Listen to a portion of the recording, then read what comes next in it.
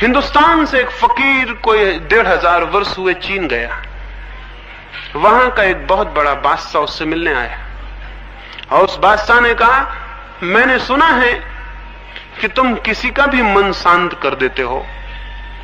उस फकीर ने कहा कि बिल्कुल, यही हमारा धंधा है, लोगों का मन शांत कर देना। तुम्हें मन शांत करवाना है? तो बादशाह हैरान हुआ। बहुत फकीरों से मिला था, वो शांति की बातें समझाते थे, कहते थे ऐसा करो वैसा करो तो शांत हो जाओगे। ये अजीब आदमी है, उसने कहा कि तुम्हें मन शांत करवाना है, अगर करवाना है तो सुबह 4 बजे आ जाओ, जरा जल्दी आ जाना, कोई दूसरे लोग ना आ जाएं, तो मैं तुम्हारा पहले ही शांत कर दूंगा। तो वो राजा संदिग्ध हुआ मन में कि ऐसी कोई आसान बात है क्या किसी का मन शांत कर देना? ये कोई मशीन है क्या कोई ठीक कर दे? लेकिन फिर भी उसने सोचा कि एक मौका तो देना चाहिए इस फकीर को भी, दिखता तो पागल है, क्योंकि इसकी बात में कोई समझ तो मालूम होती नहीं, अब तक किसी ने यह कहा ही नहीं। वो सीढ़ियां उतरने लगा उस मंदिर के जिसमें फकीर ठहरा था। बीच में फकीर ने चिल्ला कहा कि सुनो, कल आओ तो ख्याल से अपने अशांत मन को साथ ले आना, नहीं तो हम शांत क्या करेंगे। राजा और हैरान हुआ कि जब मैं आऊंगा तो मन तो मेरे साथ ही होगा, ये कहने की क्या जरूरत थी। एक आदमी पागल मालूम होता है। दूसरे दिन 4 बजे क्या 3 बजे ही राजा पहुंच गया। कौन नहीं अपने अशांत मन को शांत करवा लेना चाहेगा। आप भी होते, आप भी पहुंच गए होते, और मुफ्त में हो रहा था, कुछ काम भी वो करवा नहीं रहा था, कुछ धन नहीं ले रहा था, कुछ मांग नहीं रहा था, कुछ छीन नहीं रहा था। वो पहुंचा, उस फकीर ने पूछा कि ले आए अपना मन? उस राजा ने कहा, ये भी क्या हैरानी की बात करते हैं, मैं आया तो मन भी आ गया। उसने कहा, इतना आसान मामला नहीं है कि तुम यहां आ गए तो तुम्हारा मन भी आ गया हो, ये जरूरी नहीं है। आदमी कहीं होता है, मन उसका कहीं होता है। अभी आप ही यहां बैठे हैं, कोई जरूरी थोड़ी कि आपका मन भी यहीं बैठा हो। आप यहां हो और मन कहीं और हो। 100 में 99 मौके तो यही है कि मन कहीं और होगा। आदत मन की कहीं और ही रहने की है। उस फकीर ने कहा कि जरूरी नहीं है, आंख बंद करो। उस फकीर के कहने पर उस राजा ने आंख बंद की। उस फकीर ने कहा कि मैं तो ये देखता हूं कि तुम एक चम्हार की दुकान पर खड़े हुए हो। सच बात थी, वो रात भर से सोच रहा था, उसके जूते खराब हो गए थे और वो सोच रहा था कि एक चम्हार के यहां सुबह से जाके जूते खरीद लिए जाएं। तो वो आ तो गया था फकीर के यहां। मन की शांति उतनी मूल्यवान भी कहां है, जूते खरीदना बहुत बड़ी बात है। तो आ तो गया था मन शांत कराने, लेकिन सोच रहा था जूते खरीदने की बात। उस फकीर ने कहा कि मैं तो देखता हूं कि तुम जूते खरीद रहे हो एक दुकान पर, अभी दुकान भी नहीं खुली और तुम पहुंच गए, और अभी चम्हार उठा भी नहीं और आप हाजिर हैं। और राजा घबराया। उसने कहा कि आप कहते तो ठीक है, मेरा मन तो वहीं चला गया था।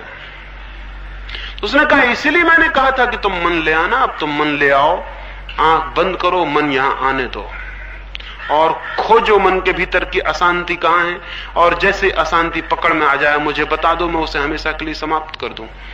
उस राजा ने आंखें बंद की। उस नीरव सन्नाटे में सुबह वहां और कोई भी न था, रात थी, अभी तो गहरी अंधेरा था, और वो फकीर अद्भुत सामने बैठा था और वो एक डंडा हाथ में लिए था। और उसने कहा कि जैसे तुमने बताया कि यहां अशांत है कि मैं उसे डंडे से बिल्कुल ठीक ही कर दूंगा। पागल आदमी से पाला पड़ गया था और राजा डरा हुआ आंख बंद करके भीतर खोजने लगा कि अशांति कहां है। वो जैसे जैसे खोजने लगा वहां कोई अशांति पकड़ में आती भी नहीं थी। कोई आधा घंटा ये चला होगा। उस फकीर ने डंडे से उसको धक्का दिया और कहा, बहुत देर लगा रहे हो, पकड़ो कहां है अशांत मन। उसने कहा, मैं बहुत मुश्किल में पड़ गया है, मैं उसे खोजने जाता हूं, वो मिलता नहीं। उस फकीर ने कहा कि जाओ, मैंने शांत कर दिया और तुम्हें सूत्र कह देता हूं, अशांति को खोजना, अशांति विलीन हो जाएगी। अभी तुम खोजते हो, मिलती नहीं। तुम जिस चीज के प्रति भीतर जाग जाओगे और खोजने लगोगे वो विलीन हो जाएगी, क्योंकि जागा हुआ आदमी का मन दिए की ज्योति की तरह हो जाता है। अगर आपके घर में अंधेरा हो और मैं आपसे कहूं एक दिया जला के खोजें कि अंधेरा कहां है, तो जिस कोने में आप दिया लेके जाएंगे वहीं से अंधेरा विलीन हो जाएगा। आप कभी दिया लेके अंधेरे को खोज नहीं सकते। अभी तक सूरज इतने दिनों से रोज सांझ सुबह डूबता निकलता है, खोज रहा है, अभी तक मिल नहीं पाया अंधेरे से। अभी तक सूरज खोज नहीं पाया कि अंधेरा कहां है।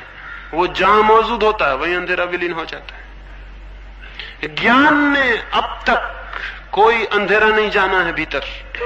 खुली आंख भीतर कोई अंधेरा नहीं जानती, कोई पाप नहीं जानती।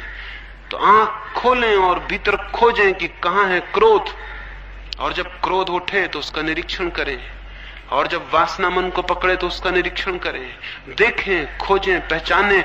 दो खुली आंखों को भीतर ले जाएं।